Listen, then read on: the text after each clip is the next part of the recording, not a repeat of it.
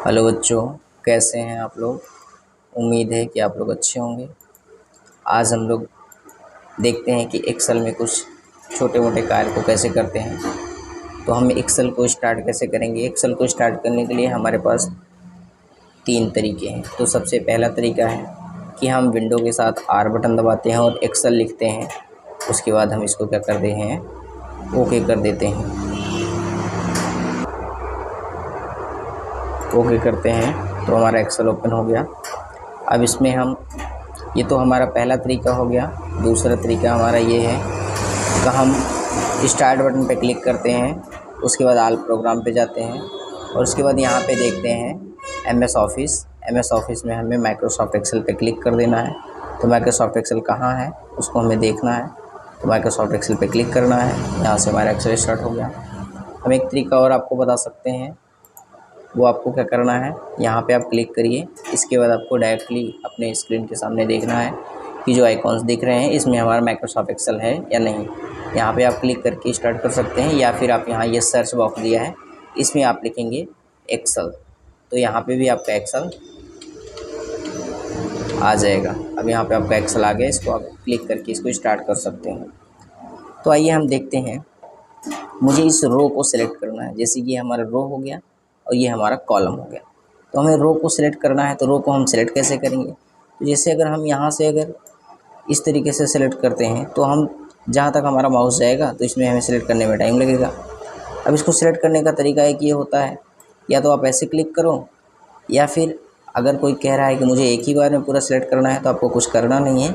ये आपको दिखाई दे रहा है, इसको हम क्या बोलते हैं, कॉलम हेडर। ये आपका कॉलम हेडर है और ये आपका रो हेडर है। इसको एक बार में सिलेक्ट करने के लिए हम क्या करना है, इस पर एक बार क्लिक कर देना है। जब हम इस पर क्लिक करते हैं तो आप देखेंगे कि आपके जितने भी सीटेस हैं, जैसे मैं आपको दिखा देता हूँ, आखिरी तक ये आपका सेलेक्ट है, ये आपका है। तो यहाँ तक आपका रो सेलेक्ट रहेगा। मैंने शॉर्टकट की दबाया इसलिए ये सिलेक्ट से अनसेलेक्ट हो गया। अब मैं यहाँ पे फिर से देख लेता हूँ, आपको दिखा देता हूँ कि कैसे पूरा सेलेक्ट हो जाता है एक ही बार में।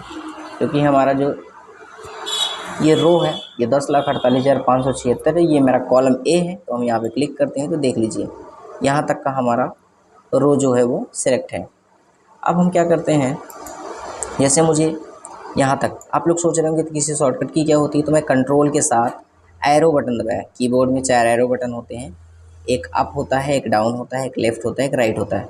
तो मैं कंट्रोल के साथ डाउन बटन दबाया था तो हमें रो का अंतिम रो मिल गया। और अगर मैं कंट्रोल के साथ अप बटन दबाता हूँ तो मुझे पहले रो पे पहुँच जाना है। मैं पहले रो पे पहुँच जाऊँगा। पहले रो पे जाने के लिए कंट्रोल के साथ अप बटन दबाना होगा।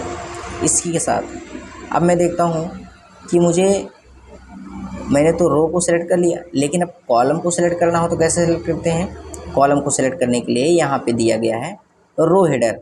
इस रो हेडर पे हम क्लिक करते हैं और यहाँ पे ऐसे सिलेक्ट कर लेंगे। आप लोग याद रखिएगा, ये जो ऊपर से नीचे की तरफ लाइन आई हुई है इसको हम कॉलम के नाम से जानते हैं। किसके नाम से जानते हैं, कॉलम के नाम से जानते हैं। और जो इधर लेफ़्ट से राइट की तरफ लाइन गई है इसको हम रो बोलते हैं। क्या बोलते हैं, रो बोलते हैं। तो अभी मैंने कॉलम को सिलेक्ट किया, अब मुझे रो को सिलेक्ट करना है। रो को सिलेक्ट करने के लिए मुझे सिंपल सा तरीका है, यहाँ पे क्लिक कर देते हैं और ये हमारा रो क्या हो जाएगा, सिलेक्ट हो जाएगा। ये देखिए एक रो हमारा पूरा सिलेक्ट हो गया, एक रो पूरा अंत तक सिलेक्ट हो गया। तो आप चाहते हैं अगर इसको पूरा देखने के लिए, तो मैंने शॉर्टकट की आपको बताया कि कंट्रोल के साथ आपको राइट एरो दबाना है। तो मैंने राइट एरो दबा दिया और ये देखिए आपके जो कॉलम का आखिरी सेल है वो क्या है, XFD। ये XFD कॉलम की संख्या कितनी होती है, 16,384। 16,384 होती है और रो की संख्या होती है 10,48,576।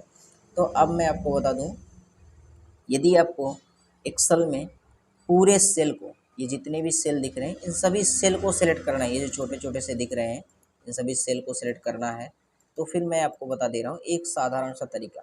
मैं ऐसे माउस को ड्रैग करके भी सिलेक्ट कर सकता हूँ, लेकिन पूरे सेल को नहीं सिलेक्ट कर सकता। तो इसलिए मैं यहाँ पे देखो, ये आपका एक बटन दिया हुआ है।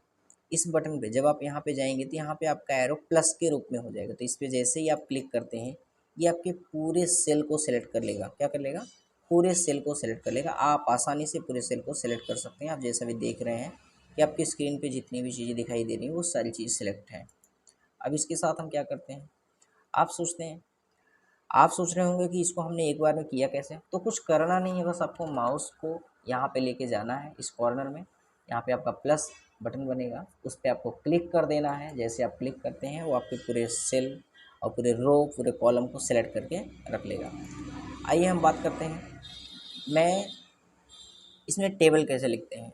कोई भी टेबल लिखना है, जैसे मुझे यहाँ पे लिखना है, मैं 1 2 लिखना चाहता हूँ, 1 लिखा और यहाँ पे आकर के मैं माउस से इसको ऐसे ड्रैग कर देता हूँ। जब मैं इसको माउस से ऐसे ड्रैग करता हूँ तो ये क्या करेगा, एक एक करके इसको कॉपी करता चला जाएगा, क्योंकि मैंने 1 लिखा था। अब मुझे 1 2 लिखना है तो मैं 1 2 लिखूँगा कैसे? तो पहले सबसे पहले हम यहाँ क्या करेंगे, यहाँ पे 1 लिखते हैं, फिर उसी के नीचे 2 लिखते हैं और 2 लिखने के बाद हम माउस से इसको ऐसे दोनों को सेलेक्ट कर लिए, दोनों हमारा सेलेक्ट हो गया। माउस को सेलेक्ट कहाँ करेंगे, किनारे से नहीं, जैसे कुछ लोग होते हैं यहाँ से नहीं सेलेक्ट करेंगे, बीच से ऐसे ऐसे सेलेक्ट करेंगे, ये आपका सेलेक्ट नहीं, ये कॉपी हो जाएगा, आपका कॉपी हो जाएगा।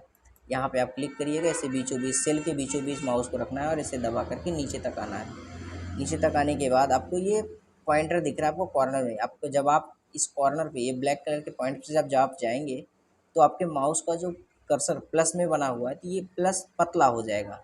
यहाँ पे जब आप यहाँ पे पहुँच जाएंगे तो आप माउस का लेफ़्ट बटन दबा करके और आप जहाँ तक लेके जाना चाहते हैं, 10 तक, 15 तक, 20 तक, 100 तक, 1000 तक, वो आप इसको ड्रैग कर सकते हैं। देखिए आपका नंबर आपको दिखाई दे रहा होगा। अब आप सोच रहे हो कि मुझे अगर 100 तक लिखना है तो कैसे लिखना है? तो सिंपली कुछ करना नहीं है, बस आपको वही प्रोसेस रिवाइज़ करनी है। यहाँ पे 11 लिख लीजिए, उसके नीचे आपको क्या लिखना है, 12 लिखना है और शिफ्ट बटन दबा करके आप अपने इन नंबर को सेलेक्ट कर लीजिए। सेलेक्ट करने के बाद माउस का लेफ्ट बटन दबा करके आप इनको ड्रैग कर लीजिए। कहाँ तक आपको लिखना है, 100 तक लिखना है, तो मैंने आपको बता दिया। जिस तरीके से आपने ड्रैग किया यहाँ तक 92 हो गया। अब इसके बाद ऐसे ही इस इसको ड्रैग कर लीजिए तो ये आपका 100 हो गया। अब देखते हैं, ये हमारा जो नंबर है ये एक साइड है, मुझे इसको बीच में करने के लिए क्या करना पड़ेगा? तो आपने देखा होगा एक होता है अलाइनमेंट। क्या होता है? अलाइन। तो मुझे टेक्स्ट को अलाइन करना है, तो जैसे मैं इसमें से कुछ नंबर्स को ऐसे सेलेक्ट कर लिया और मैं यहाँ पे देखो एक ऑप्शन दिख रहा है आपको, अलाइनमेंट यहाँ पे दिख रहा है ना, इस पर हम यहाँ पे देखिए, इसका नाम होता है सेंटर अलाइनमेंट या सेंटर टेक्स्ट। तो हम इस पर क्लिक कर देते हैं। तो जैसे हम इस पर क्लिक करते हैं तो हमारे सेल में लिखे गए नंबर क्या हो जाएंगे, सेल के बीचों बीच में हो जाएंगे। इसे हम आसानी से कर सकते हैं और इसकी शॉर्टकट की होती है कंट्रोल प्लस ई। कंट्रोल प्लस ई से हम सेंटर का यूज़ करते हैं और इसे हमें बोल्ड करना है तो कंट्रोल के साथ हम बी बटन दबाते हैं तो हमारे सारे नंबर्स क्या हो जाएंगे, बोल्ड हो जाएंगे। यदि हमें इनको कलर करना है तो यहाँ पे हमारा कलर दिख रहा है, इस कलर ऑप्शन पे जाएंगे और हम अपने मनपसंद का कलर चूज करेंगे, उस पर क्लिक कर देंगे तो हमारे नंबर कलर में हो जाएंगे। उम्मीद है कि ये आप लोगों को पसंद आया होगा।